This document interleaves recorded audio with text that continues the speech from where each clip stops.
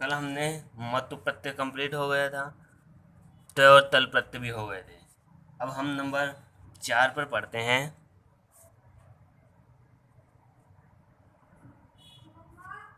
Number 4 पर पढ़ते हैं इन और ठन। इन और ठन प्रत्यय ये भी त्वय और तल प्रत्यय की तरह ही है, बिल्कुल सिंपल है ना। ये कोई ज़्यादा कठिन नहीं है।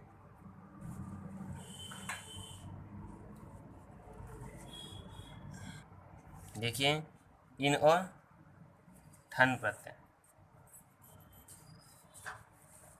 या हम इसे ऐसे भी कह सकते हैं, इन को इन्हीं भी कहते हैं, इन्हीं और ठन प्रत्यय। ठीक है, देखिए जो ये प्रत्यय होती है अकारांत शब्दों से होते हैं हमेशा, है ना, और वाला या युक्त अर्थ में होते हैं ये दोनों प्रत्यय। देखिए अकारांत शब्दों से वाला अथवा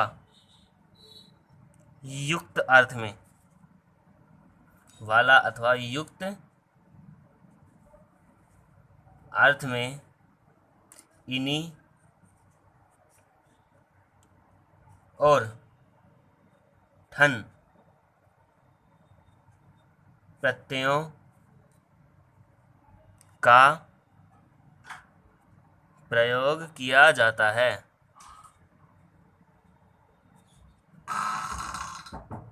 किया जाता है।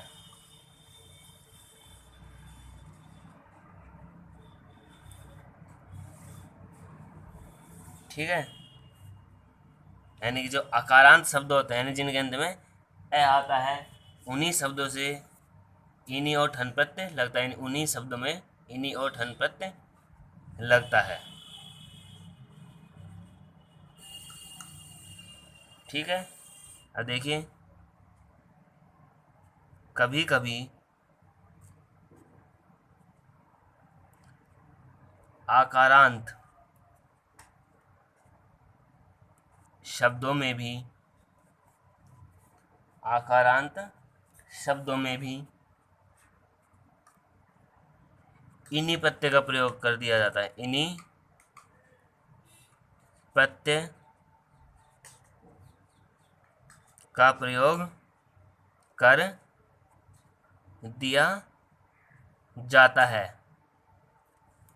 देखिए ये तो मुख्य बात हो गई। अब हम देखते हैं कि इस प्रत्यय में शेष क्या शब्द बताएं, क्या शब्द जुड़ता है। ठीक है, देखिए इन्हीं प्रत्यय का इन तथा ठन प्रत्यय का ठे, ठे को हम इक भी कहते हैं ना, शेष रहता है, शेष रहता है। यानी कि इन्हीं प्रत्यय का तो इन और ठन प्रत्यय का ठे, यानी कि इक शेष रहता है। ठीक है, अब इन्हीं प्रत्यय के रूप पुल्लिंग में करिन के समान, करिन के समान तथा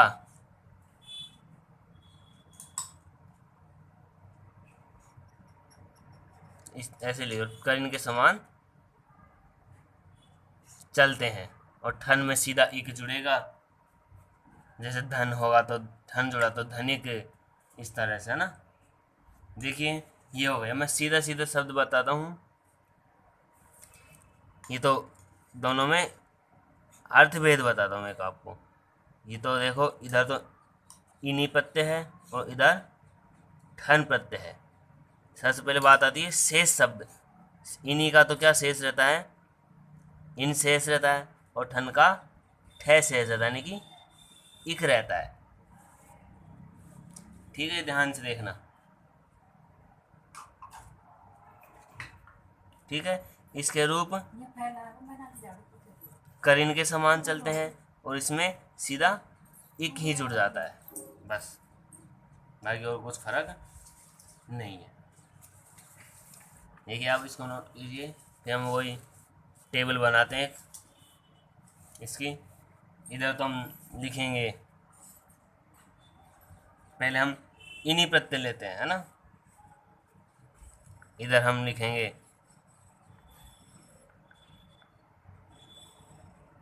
शब्द प्रत्यय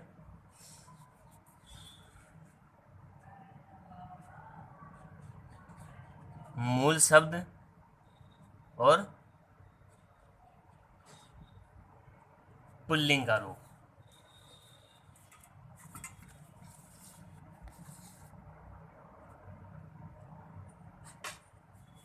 ठीक है, टेबल बना लेते हैं पहले।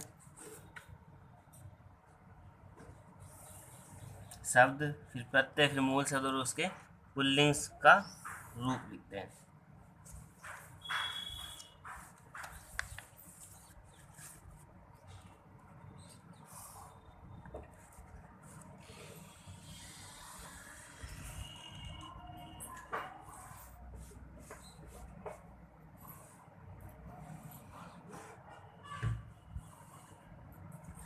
ठीक है, इधर कुछ शब्द लिख रहा हूं मैं,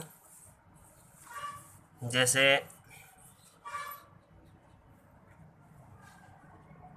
धन, क्रोध, दंड, बल, गुण,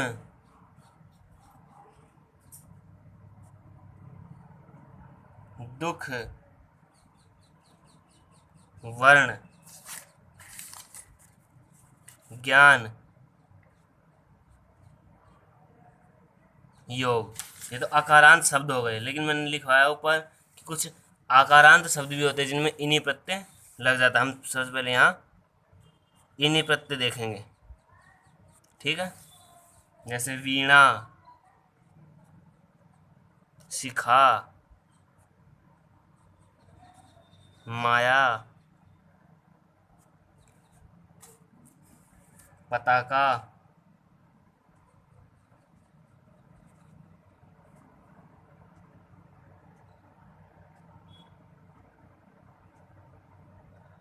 या माला।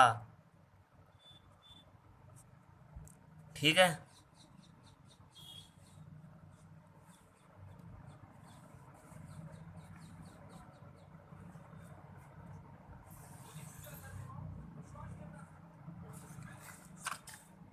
देखिए ये शब्द है आपके सामने, इन्हीं प्रत्यय जोड़ना है हमको इनमें।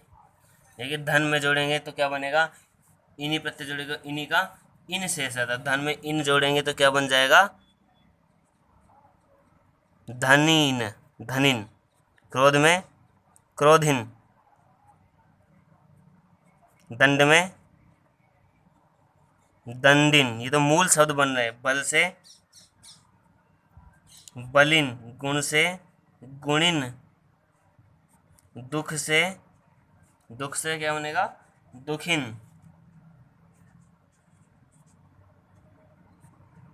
वर्ण से वर्णिन, ज्ञान से ज्ञानिन, योग से योगिन, वीणा से क्या बनाओगे, वीणिन। यानी जो आकारांत, ये आकारांत ही माना जाएगा यहाँ पर। शिखा से शिखिन, माया से मायिन, पताका से पताकिन, माला से मालिन। ठीक है, जब हम इसका पुल्लिंग वाला रूप बनाएंगे तो ये जो इनका जो छोटी ई है ये बड़ी कर देंगे, और जो न का रूप है ये न हट जाएगा। तो जिस तरह हम करी का रूप बनाते, करी का प्रथमा एक वचन में करी रूप बनता है, ऐसा बड़ा वाला नदी के तरह रूप बनता है। तो इसी तरह ये भी क्या बन जाएगा, धनिन से पुल्लिंग रूप धनी, क्रोधिन से क्रोधी, दंडी दंडिन से दंडी, बलिन से बली, गुणी, दुखिन से दुखी, वर्णिन से वर्णी, ज्ञानिन से ज्ञानी, योगिन से योगी, वीणिन से वीणी, सिखिन से सिखी, बड़ी मात्रा बड़ी की मात्रा जाएगी, माइन से माई, पताकिन से पताकी, और मालिन से माली,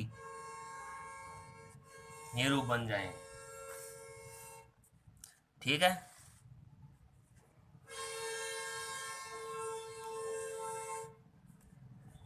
इनको नोट कर लीजिए आप, आ गया होगा समझ में। ठीक है, ये तो हो गई इन्हीं प्रत्यय। अब देखिए ठन प्रत्यय देखते हैं।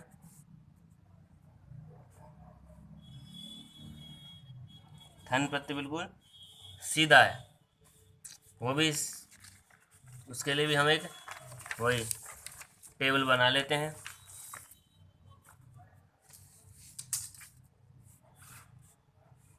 उसमें तो सीधा सीधा रूप क्या जोड़ना है, इक जोड़ना है। उतार लो आप टेबल को, और ये उसकी डेफिनेशन, वीडियो को पॉज करके आप उतार लो, उतार लो आप।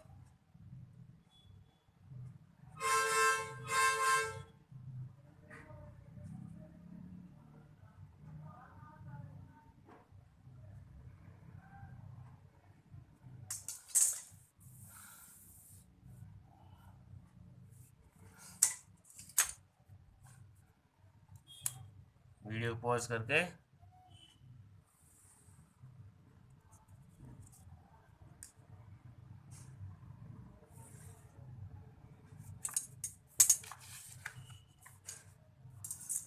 देखिए। अब हम इन्हीं हो गए, अब ठन प्रत्यय के उदाहरण देखते हैं। इनमें सब में कौन सा जोड़ना है, ठन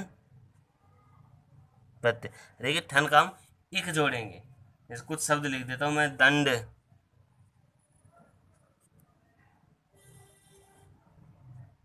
धन,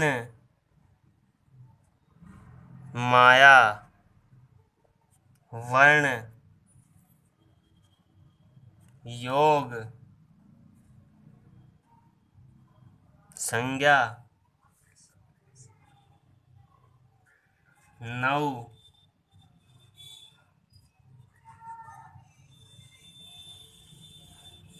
इसी तरह चरमन, वर्मन। ठीक है, हम इन शब्दों में ठन प्रत्यय जोड़ेंगे।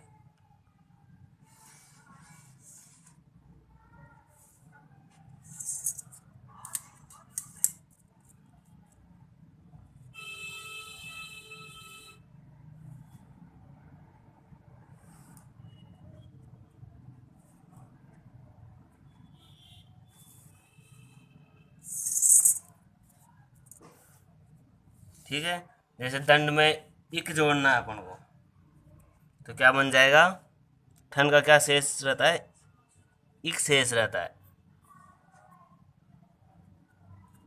ठीक है, तो इन इक जोड़ना है समय, दंड में इक जोड़ेंगे तो दंडिक। और जब पुल्लिंग वाला रूप बनाएंगे, पुल्लिंग वाला रूप बनाएंगे और राम के समान बनाएंगे, तो राम है आता है, तो क्या बन जाएगा, दंडिक है। धन से धनिक, और पुल्लिंग में रूप बनाएंगे तो धनिक है। माया से मायिक, और पुल्लिंग में बनाएंगे तो मायिक है। वर्ण से वर्णिक, और पुल्लिंग वाला रूप बनाएंगे तो वर्णिक है। योग से यौगिक, और यौगिक है। संज्ञा से संज्ञक, संज्ञिक है। नौ से नाविक, पुल्लिंग में बनाएंगे तो नाविक है। चर्मन से चर्मिक, चर्मिक है। वर्मन से वर्मिक, वर्मिक है।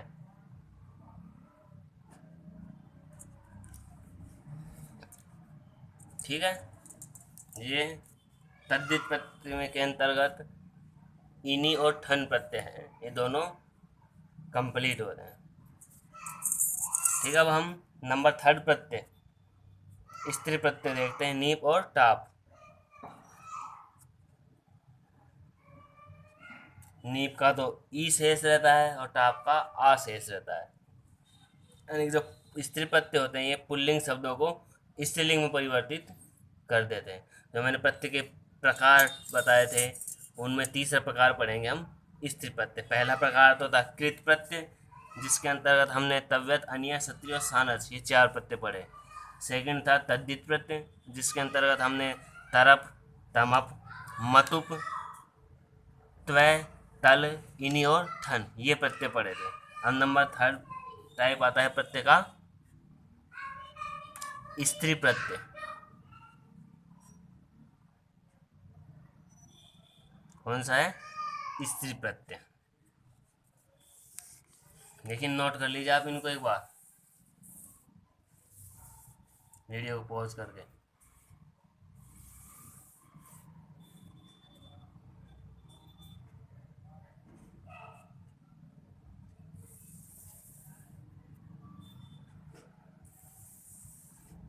देखिए स्त्री प्रत्यय, ऐसे प्रत्यय जो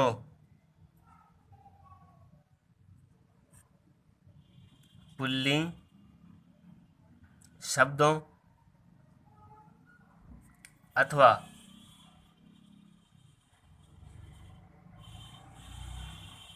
नपुंसकलिंग के शब्दों को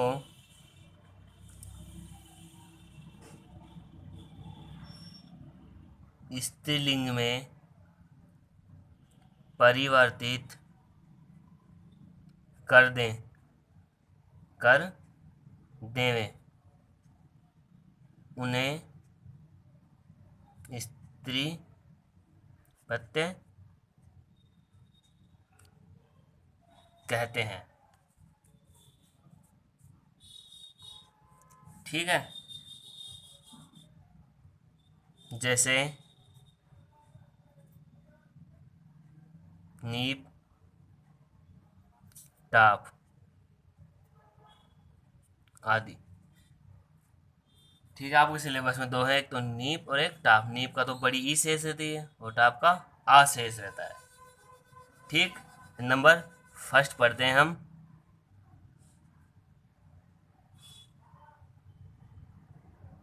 गीप प्रत्यय।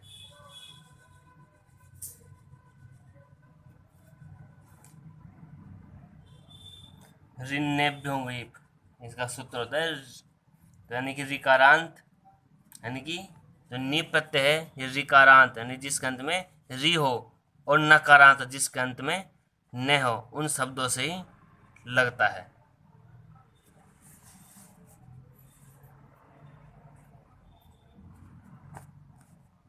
ठीक है, मैं वैसे बता रहा हूँ। नंबर 1 ऋकारांत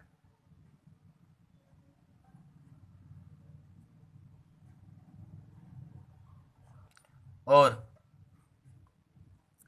नकारांत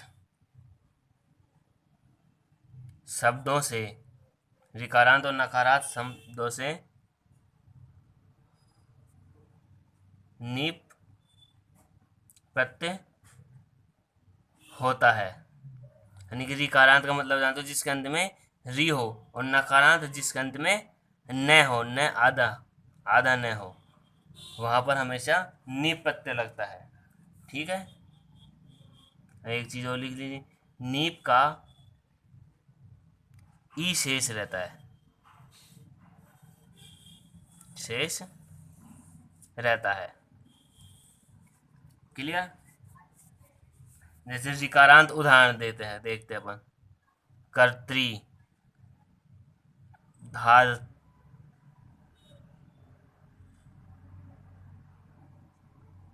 धात्री। ठीक है, अब नकारांत उदाहरण जैसे कामिन,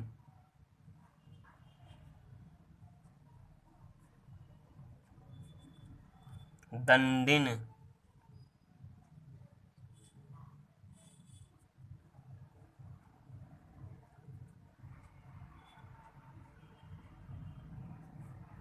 राजन।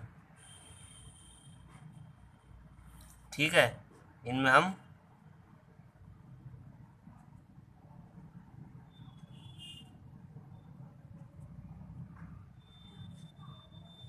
गी प्रत्यय जोड़ते हैं।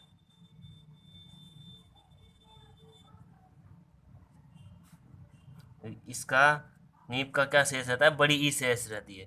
तो कर्त्री, तय और रह है, तय और रह है ना, तो क्या बन जाएगा, त्रय बन जाएगा।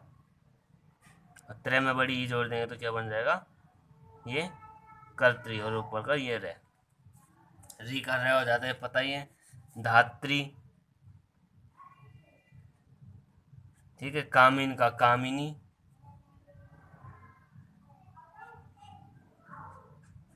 दंडिन का दंडिनी, नी बड़ी। राजन का, राजन का क्या बनेगा, राज्ञी बनेगा, है ना, ध्यान रखना।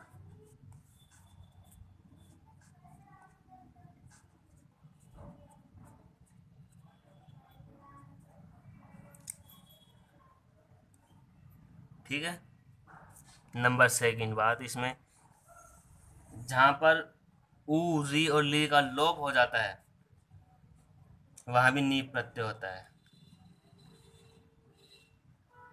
जहां ऊ, री तथा ली का लोप हो जाता है, हो जाता है, वहां पर भी गीप प्रत्यय होता है। जहाँ पर ऊ, री तथा ली का लोप हो जाता है, वहां पर भी गीप प्रत्यय होता है। ठीक है ना, जैसे भवत,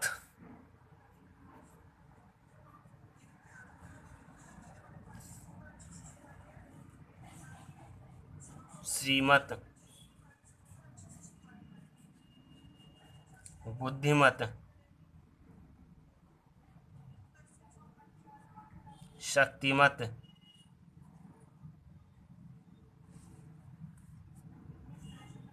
इसमें हम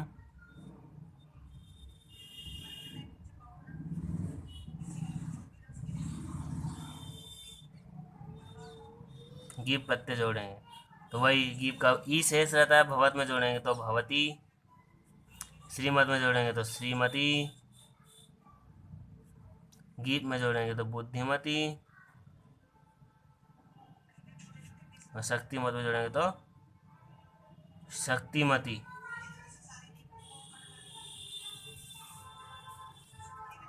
ठीक है, इसके अलावा हम अन्य उदाहरण और देख लेते हैं।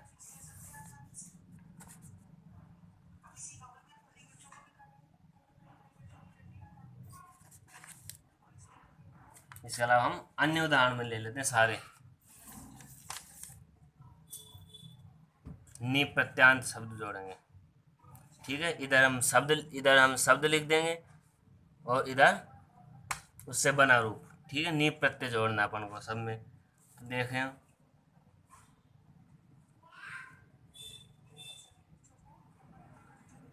रूपवत, रूपवत। यजन, रूपवत, यजन। पचन,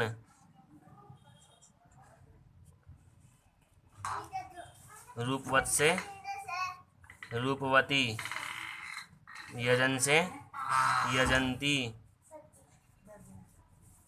पचन से पचंती। ठीक है। इसी तरह कुरुचर से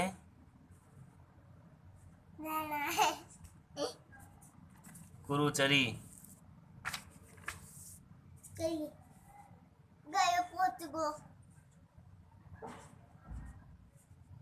कुरुचर से कुरुचरी। नद से नदी। ठीक है।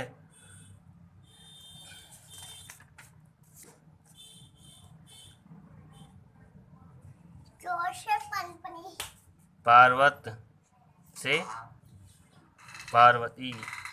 ओत्स, ओत्स से ओत्सी। ठीक है। और उदाहरण यहाँ देखते हैं। कुमार, कुमार से कुमारी। किशोर से किशोरी, किशोर से किशोरी। इन सब में नी प्रत्यय है ना। चिरंट, चिरंट का मतलब होता है चालाक। चिरंती। गौर, गौर से गौरी। नर्तक से नर्तकी।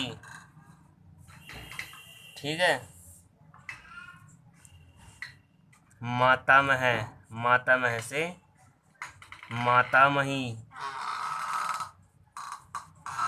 रजक, रजक से रजकी। नट, नट से नटी। ठीक है। और उदाहरण देखते हैं। पंचमूल, पंचमूल। त्रिलोक, अष्टाध्याय, अष्टाध्याय। गोप, शूद्र।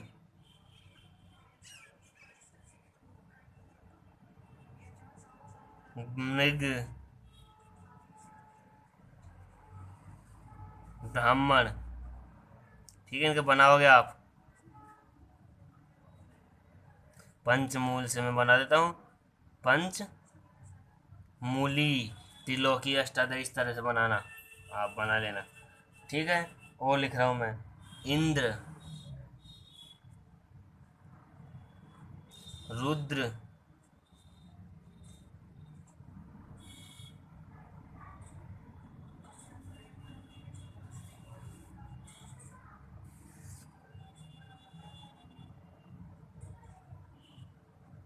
ठीक है। मैं बना दूँ। इंद्र से इंद्र नहीं बनेगा, इंद्राणी। रुद्र से रुद्राणी, ध्यान रखना। मातुल,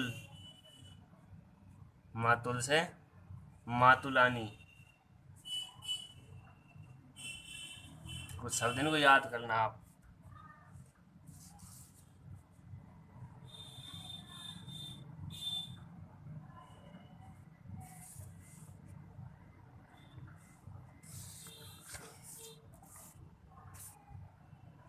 आचार्य, आचार्याणी।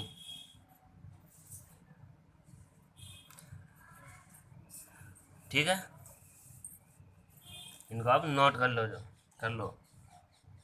नंबर सेकंड प्रत्यय पढ़ते हैं पर अब टाप। टाप प्रत्यय है, इसमें आ शेष रहता है। क्या शेष रहेगा? आप। टाप का आ शेष रहेगा, यानी कि आ जुड़ेगा। आजाद टाप, आज़ादी। ठीक है, आप नोट कीजिए एक बार इनको, एग्जाम्पल्स को। देखिए, मैं एक बार दोबारा दिखा देता हूँ आपको। निपत आ गया होगा समझ में।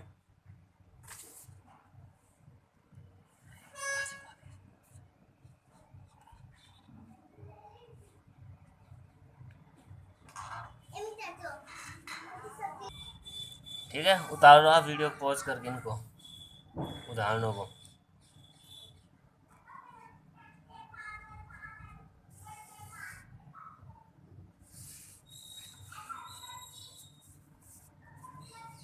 देखिए टाप प्रत्यय, देखिए टाप प्रत्यय जो आजादी गण के शब्द होते हैं और अकारांत शब्द होते हैं उनमें होता है। कहने का मतलब आजादी गण में आए अज आदि शब्दों से तथा अकारांत शब्दों से, अकारांत शब्दों से टाप प्रत्यय होता है। कौन सा प्रत्यय होता है? टाप प्रत्यय होता है। टाप प्रत्यय का आ शेष रहता है, आ शेष रहता है। यानी जब हम किसी शब्द में प्रत्यय जोड़ेंगे तो हम उस टाप का सिर्फ आ ही जोड़ेंगे। ठीक है, मैं उसी की तरह उदाहरण देता हूँ, ठीक है ना। जैसे आज, आजादी गण में वो शब्द आते हैं जैसे जानवरों के नाम, अज, अश्व, चटक, वत्स, शूद्र,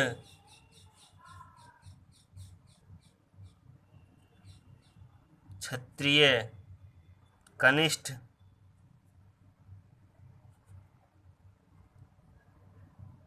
ज्येष्ठ, कृपण, कृपण का अर्थ होता है कंजूस, मंद। इन सब में टाप प्रत्यय जोड़ना है। ठीक है, टाप का क्या जुड़ता है? आ जुड़ता है, तो इन सब में आ जोड़ना है। सीधी सी बात, ये ध्यान रखना। तो अज में जोड़ेंगे तो अजा, अश्व से अश्वा, चटक से चटका, वत्स से वत्सा, शूद्र से शूद्रा, क्षत्रिय से क्षत्रिया, कनिष्ठ से कनिष्ठा, ज्येष्ठ से ज्येष्ठा, कृपण से कृपणा, मंद से मंदा।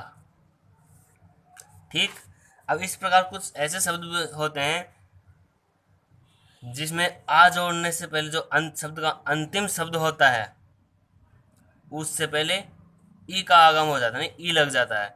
जैसे बाल, या इक लग जाता है।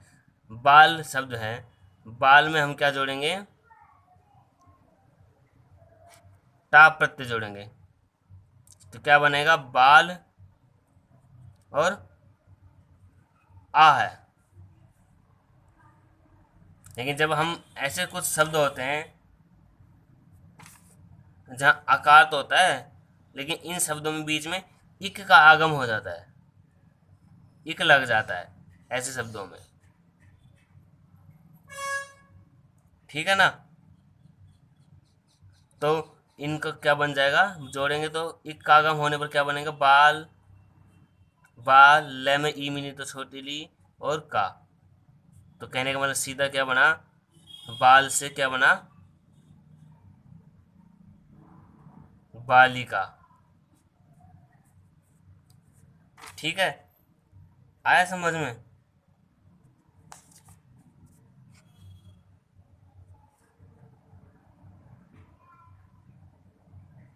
ठीक है, बाल से बालिका, या फिर हम बालक से बनाएंगे ना तो भी बालिका ही बनेगा, ध्यान रखना दोनों शब्द ये पूछे जा सकते हैं, है ना।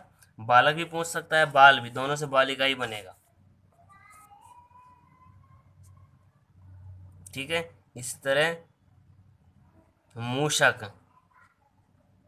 कृषक, मारक, कारक, साधक,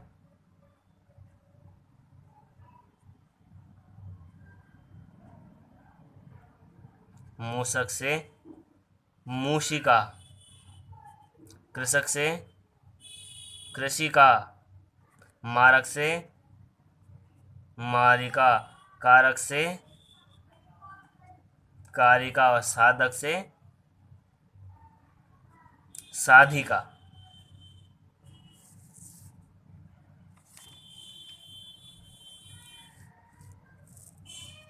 ठीक है, ये आपका टाप प्रत्यय।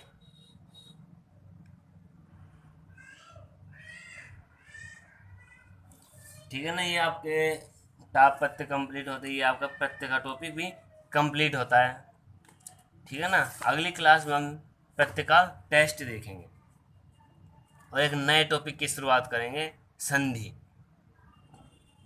ठीक है ना, आज की कक्षा में इतना ही, धन्यवाद।